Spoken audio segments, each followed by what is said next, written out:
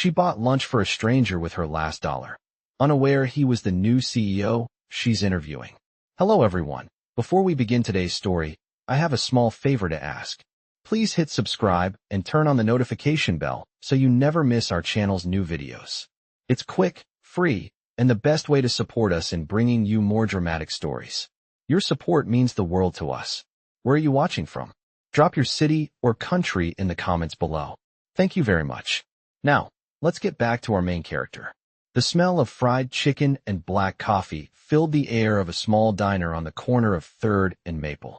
Rain tapped softly against the windows, turning the city outside into a watercolor blur. Tran sat in a corner booth, her backpack beside her, her wallet nearly empty. The waitress had just dropped off the check, $7.89 for the cheapest combo on the menu. She counted the crumpled bills in her palm. $8. That was it. $8 between her and nothing. Her rent was overdue, her shoes soaked from walking to job interviews that never called back, and tomorrow, she had one last chance, an interview at Wolfe Industries. She tried to convince herself that today's meal would be her good luck lunch. That's when she heard a voice, low, hesitant, from the counter. Ma'am, could I maybe pay you tomorrow? I lost my wallet. The man looked out of place in this rundown diner. Dark hair, sharp jaw, but his clothes were soaked through, his hands slightly trembling. The waitress sighed, rolling her eyes. No cash, no food, buddy. I'm sorry. Something in his tone, humble, almost embarrassed, made Maya's chest tighten. She didn't know why, but she stood, walked up, and said, I'll cover it. The waitress blinked. You sure, hon? Maya nodded quickly. Yeah, just a sandwich and coffee, right? The man turned to her, surprised. You don't have to do that. She gave him a tired smile. I know, but you look hungrier than I am. She slid her last dollar and coins onto the counter. The waitress shrugged and rang it up. The man, Liam, watched silently, something unreadable flickering in his eyes. Thank you, he said quietly. I'll find a way to pay you back. Maya shook her head. It's fine. Just pay it forward someday. He smiled. Faintly. Deal. He extended his hand, but she was already turning to leave, waving him off. Outside, the rain had slowed to a drizzle. Maya pulled her thin jacket tighter around her and walked toward the bus stop, her stomach half full, but her heart oddly lighter. She didn't notice the man behind the diner window watching her go, nor the way his expression shifted from curiosity to admiration. Inside his pocket, his phone buzzed, a reminder for tomorrow morning. First day as CEO, Wolfe Industries. He glanced at the rain, then at the receipt in his hand where her name was scribbled. Maya Tran, he murmured. See you soon. Across town, in her small apartment, Maya sat cross-legged on the floor, drying her shoes with a hairdryer. She stared at the single dollar left in her notebook, the one she'd saved for bus fare, and smiled faintly. Maybe kindness wasn't about having much. Maybe it was about giving anyway. She had no idea that tomorrow, the stranger from the diner would be the one sitting across from her in the biggest interview of her life. The next morning, sunlight crept through the blinds of Maya's small apartment, catching dust motes that drifted like slow snow. Her alarm buzzed at 6:30 a.m. She had hardly slept. Her one pair of slacks hung neatly on the back of a chair, freshly pressed with a borrowed iron from her neighbor. Her white blouse had a tiny tear on the cuff, stitched by hand at midnight. She looked in the mirror and whispered, You can do this. The city outside was waking up. Car horns, barking dogs, the hum of buses. Maya grabbed her folder of resumes, her notepad, and the old receipt she had slipped inside.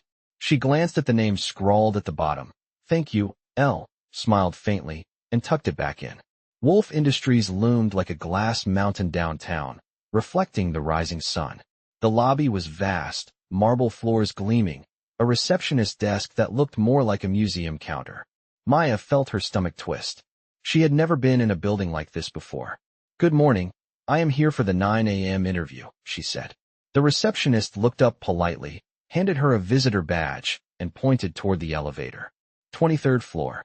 Her reflection in the elevator's mirrored wall looked small, fragile, but her eyes stayed steady.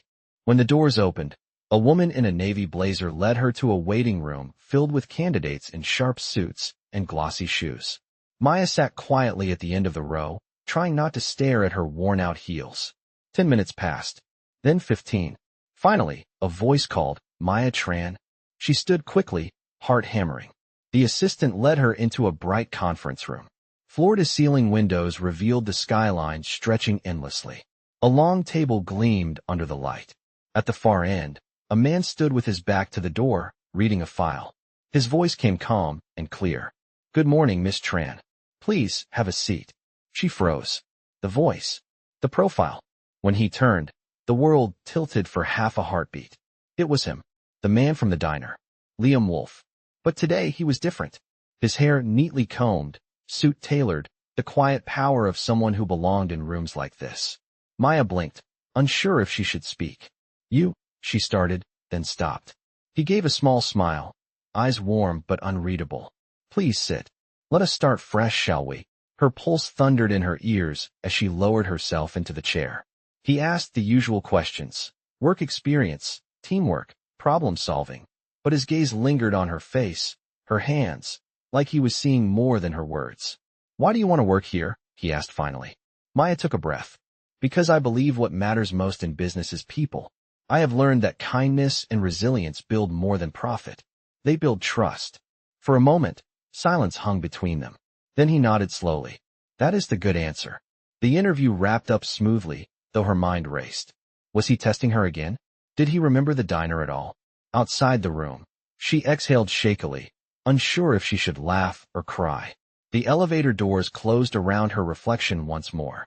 Down in the lobby, she stepped into the sunlight, feeling both drained and strangely alive.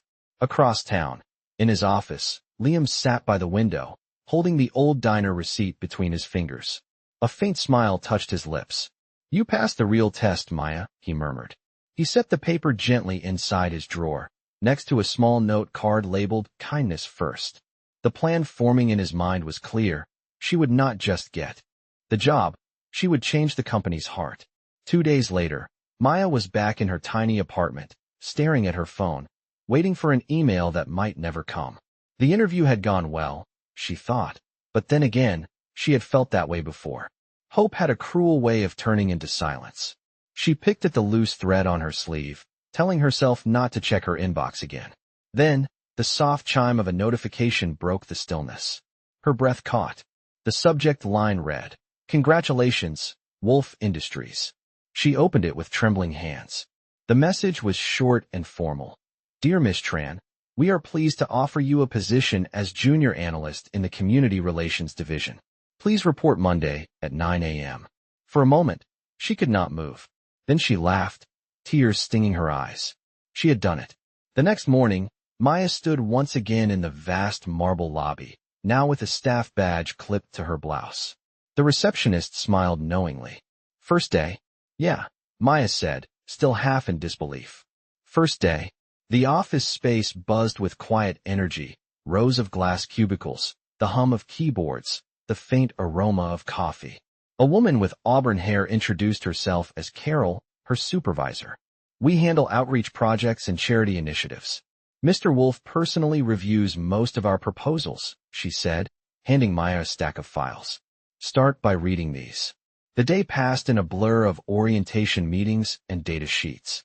But every now and then, Maya would catch a glimpse of Liam passing through the hallway, his presence calm, yet commanding. He would nod politely, his gaze steady but distant, as if nothing unusual had ever happened between them. It confused her, maybe even disappointed her, but she told herself to focus on her work. That evening, as she packed her bag, Carol stopped by her desk. "Mr. Wolfe requested your presence on the 30th floor at 6, she said. "He wants to discuss a new project." Maya's pulse quickened. The 30th floor was the executive level. "Me?" "Yes, you." He was very specific. Maya smoothed her blouse, trying to calm the storm in her chest, and rode the elevator up. The doors opened to a quiet corridor lined with art and soft lights. His office door was half open. "Come in," Liam said, without looking up. From his laptop. "Good evening, sir," she managed. He gestured to a chair. "Please sit. I want to show you something." On the screen was a document titled "Kindness First, Internal Philanthropy Initiative." "This," he said, "is something new. A program for employees in hardship, single parents, veterans, students, anyone struggling. I need someone to coordinate it. Someone who understands what real need looks like. Maya frowned. I do not understand. Why me? He leaned back, studying her face. Because you remind me that kindness still exists. I saw that in you before you ever walked into this building. Her eyes widened slightly. You remember the diner? He smiled faintly. I never forgot it.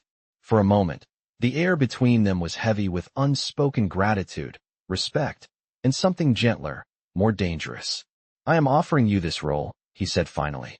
It is not just a promotion. It is a mission. Think of it as building the company's conscience. Maya stared at the screen, her throat tight. I am not sure I am qualified. You are more qualified than you think, he said softly.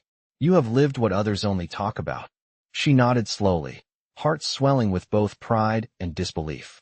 As she left the office, the city lights shimmered beyond the glass walls, painting golden streaks across her reflection. For the first time in years, Maya felt that maybe the world was starting to believe in her, just as she had chosen to believe in it.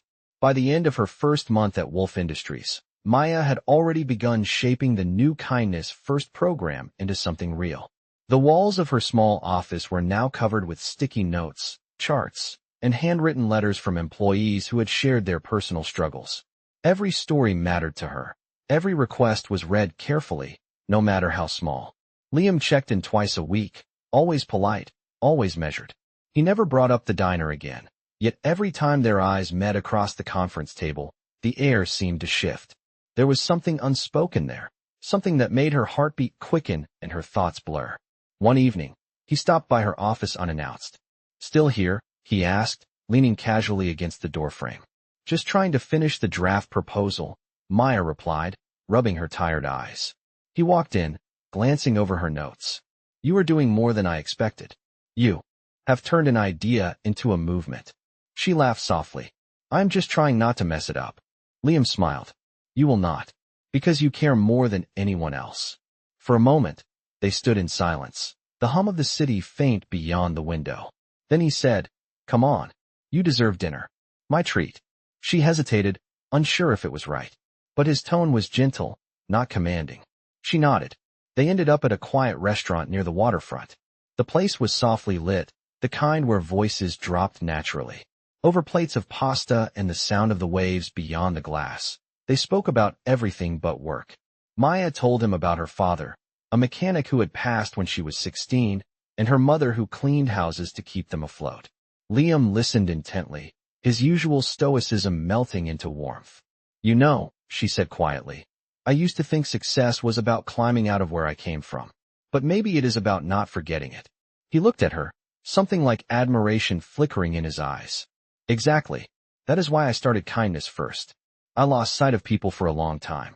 You, she teased lightly. The perfect CEO? He chuckled. Far from perfect. Before my father died, he told me the same thing yours did. Do not let money turn you into a stranger. The words lingered in the air like an echo of shared loss. When they left the restaurant, the air outside was cool and salty from the sea breeze. Liam walked beside her in silence until they reached the curb where her bus would stop. You do not have to take the bus, he said. I can have my driver drop you home. She shook her head with a small smile. I like the bus. It makes me feel grounded. He nodded. Then at least take this. He handed her an umbrella as a few drops began to fall. For the next rainy day, their hands brushed, a brief contact that sent warmth rushing through her. Thank you, she murmured. He smiled softly. No, Maya. Thank you. She climbed onto the bus, turning once to see him still standing there under the streetlight, hands in his pockets, watching until the bus pulled away. Back in her apartment that night, she set the umbrella by her door. It was not gold or expensive, just a plain black one. Yet somehow, it felt like the most valuable thing she owned. As she fell asleep, her phone buzzed with a message. It was from Liam. Good work today, and thank you for dinner. I mean it. She smiled in the dark. For the first time, she allowed herself to wonder if kindness might be the beginning of something much more. Weeks passed, and Kindness First began to grow faster than anyone expected. The initiative caught attention across departments. Employees started volunteering, donating, and even sharing stories online. Maya's small office turned into a center of hope, and every success report made her heart swell with pride. One afternoon, as she was preparing slides for a company-wide presentation, Carol rushed in holding a printed memo. "You might want to see this," she said. Maya took the paper, her eyes scanning the words. It was an internal announcement. CEO Liam Wolfe will present the Kindness First program at the annual board gala this Friday, accompanied by project lead Maya Tran. Her throat went dry.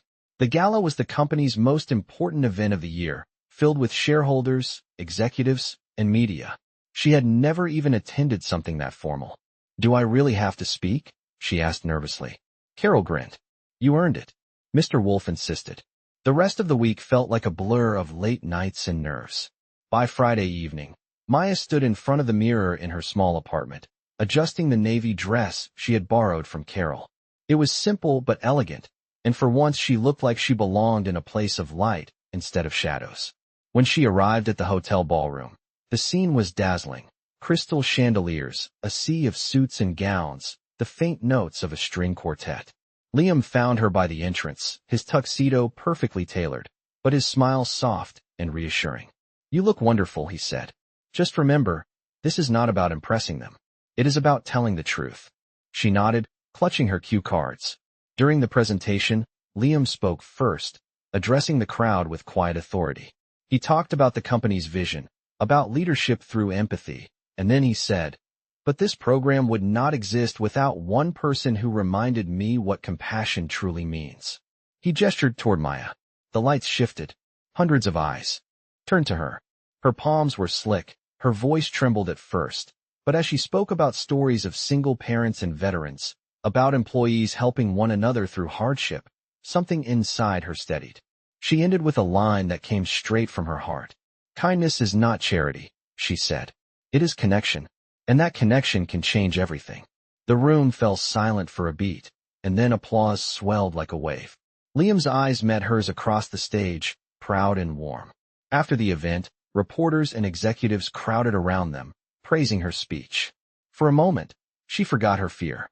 Later, when most of the guests had gone, she stepped out onto the balcony for some air. The city glittered below, endless and alive. Liam joined her, 2 glasses of champagne in hand.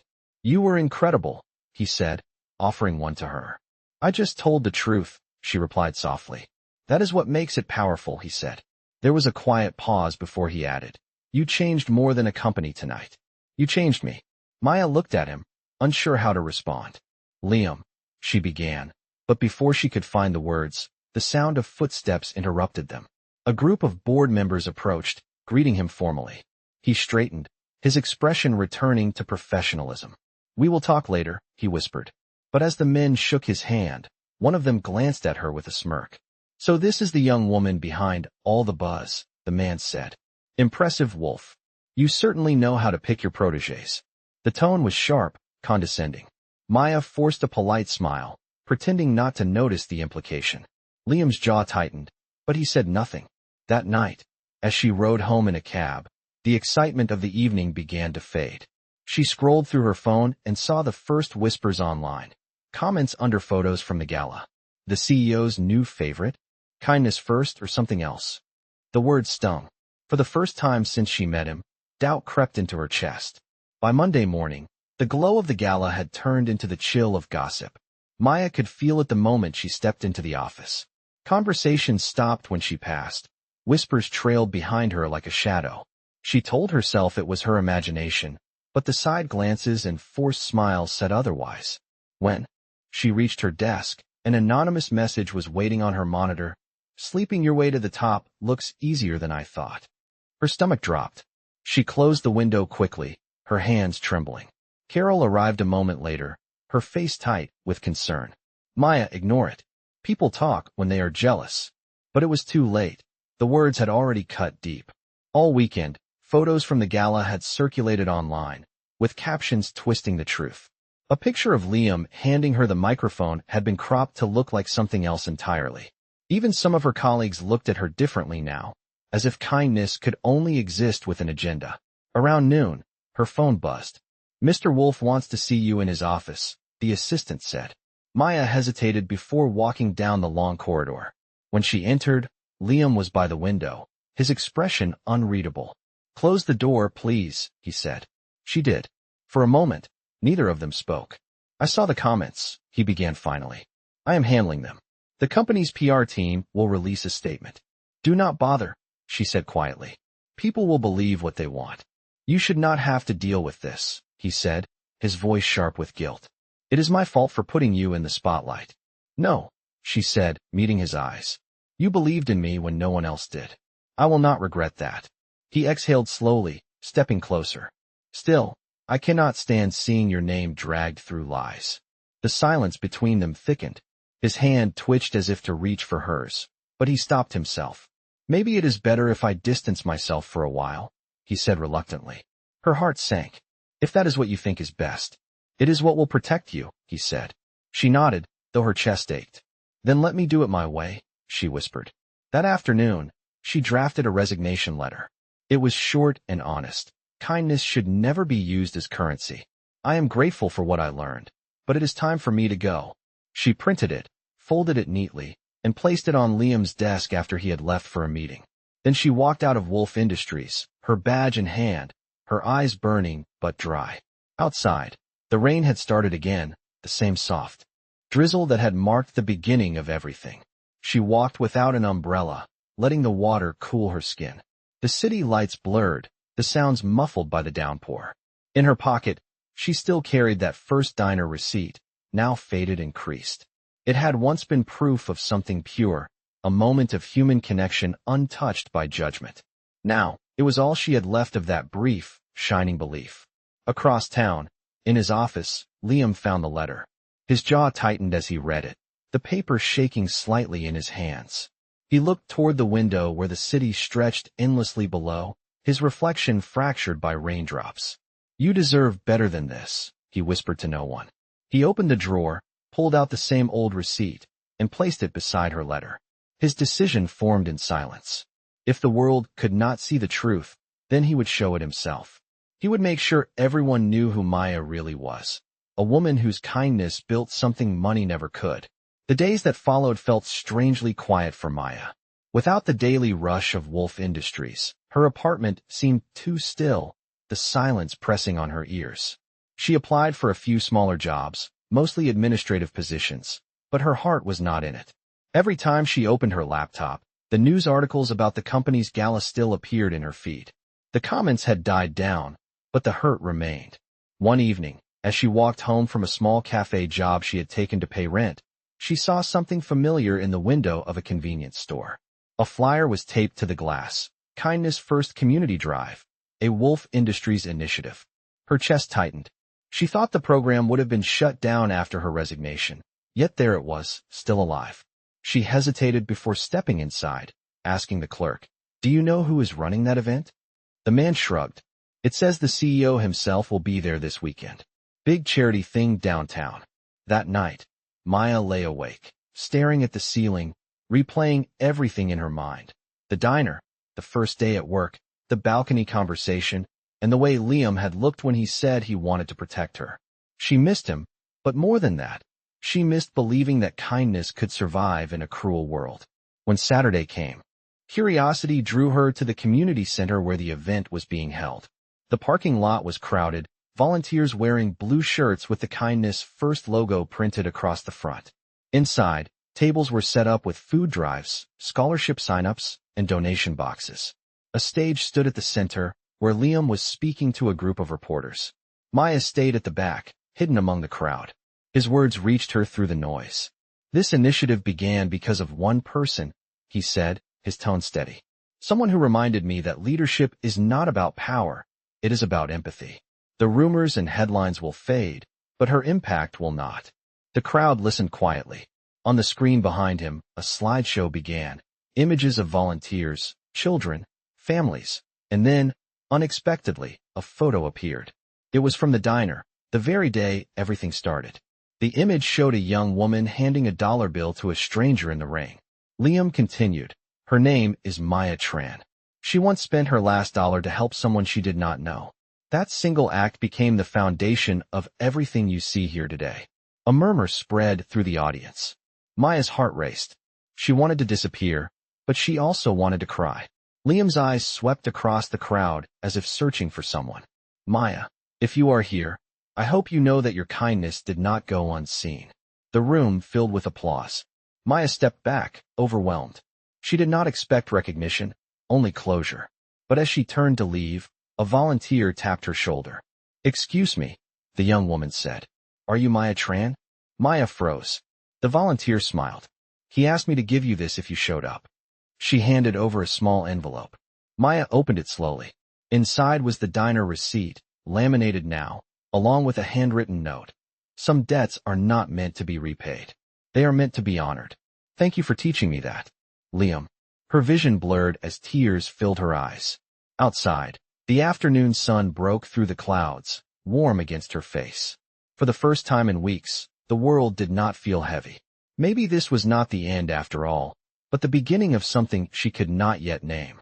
She pressed the receipt to her chest, whispering to herself, maybe kindness really does come full circle. And somewhere behind her, amid the noise of applause and laughter, Liam stood watching quietly, a small, genuine smile on his face.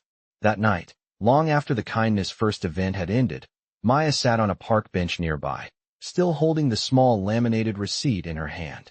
The city lights shimmered on the wet pavement, reflecting gold and blue like pieces of glass. She read Liam's note again and again, her heart swelling with emotions she could not name. She thought about going home, but something inside her told her to stay. Across the street, the last volunteers were packing up equipment. Then, through the thinning crowd, she saw him. Liam stood near the loading truck, his sleeves rolled up, laughing softly with one of the volunteers. He looked different tonight. Lighter, freer, like the weight of months had finally lifted. Maya hesitated, unsure if she should approach him, but before she could decide, he turned and saw her. For a moment, everything went still. He excused himself and walked toward her, his expression a mix of surprise and quiet relief. You came, he said simply. She nodded, her voice barely above a whisper. I did not plan to, but I wanted to see if what you said was true. Every word, he said. I meant all of it. There was a pause as the evening breeze rustled the trees. She held up the receipt between her fingers. You kept this all this time? He smiled faintly. I told you I would find a way to repay that kindness. Turns out, I could not. All I could do was try to live up to it. Her throat tightened, but she managed a small laugh. You did more than that. He stepped closer, his tone soft but earnest. Maya, I owe you an apology. I should have defended you sooner. I thought distance would protect you, but I see now it only hurt us both. She looked up at him, eyes glistening. It was not your fault. The world loves to twist good things. But you proved them wrong today. We proved them wrong, he corrected gently. The silence that followed was not heavy this time. It was peaceful, full of unspoken understanding. So, she said quietly, what happens now? He smiled, that rare, honest smile she remembered from the diner. Now we start again. On equal ground. She tilted her head, teasing. No secret millionaire tests this time. No, he laughed. Just me, a man who wants to take you to dinner without any disguises. Her cheeks warmed, but she nodded. I think I would like that. They walked together through the park, the city fading behind them. The rain had stopped completely, leaving the air fresh and cool. As they reached the corner, he opened the umbrella he had once given her, holding it above them even though there was no rain. Old habits, he said with a grin. You never know when the sky might change. She smiled, remembering that first moment outside the diner, the rain, the stranger, the $1. Liam, she said softly. Thank you for believing in me. He shook his head. You taught me how. They stood there for a long time, the night quiet except for the distant sound of traffic. It felt like everything had come full circle, not a perfect ending, but a true one. As they turned to leave, Maya looked down at the laminated receipt once more. The ink had faded slightly, but the memory behind it would never fade. Maybe kindness really does build the world, she murmured. $1 at a time, he said with a smile. They walked together into the light of the city, side by side, the umbrella tilting slightly above them as if guarding not just from rain, but from everything that had once tried to pull them apart. A year later, the city looked different to Maya, or maybe it was her who had changed.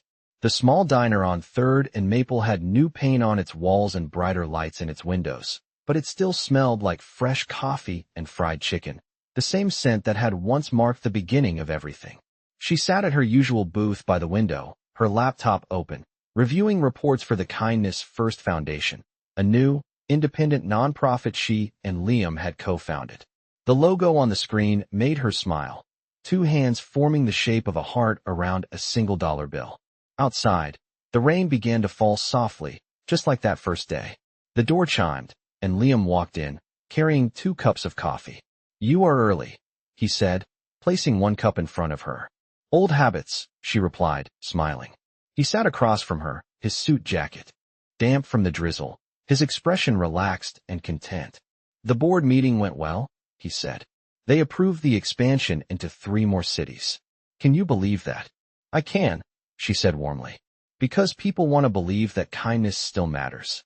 He leaned back, watching her for a long moment. "You know, sometimes I still think about that day. If you had not bought that lunch, you would have still been a millionaire," she teased lightly. "Maybe," he said, smiling. "But I would not have been a better man." She laughed softly, shaking her head. "You were testing the world that day? I just happened to walk in." "No," he said gently. "You walked in, and the world changed." His words hung in the air, quiet but powerful. Maya looked down, brushing her fingers over the laminated receipt she still kept in her wallet.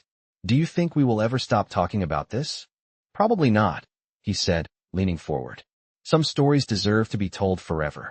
The waitress came by with their breakfast, and as they ate, they talked about everything and nothing. The upcoming charity gala, a scholarship program they were launching, the community center that now bore Maya's name. After they finished, Liam stood and reached into his pocket. "Before we go, there is something I have been meaning to do." He placed a small velvet box on the table. Her breath caught. "Liam."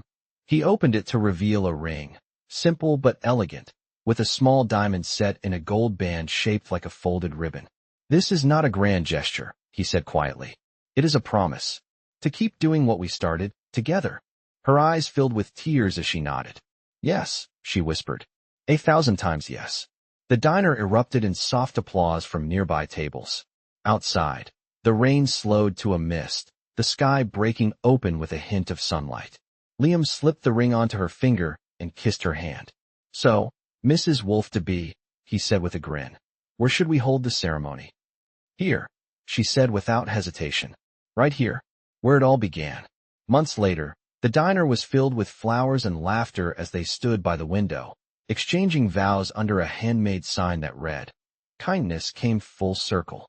Carol officiated, the same waitress from that first day served coffee, and every guest was given a tiny token, a laminated replica of that first receipt. When the ceremony ended, Liam raised his glass and said, "To the woman who taught me that the smallest act of kindness can change the biggest heart." Maya smiled, her hand in his.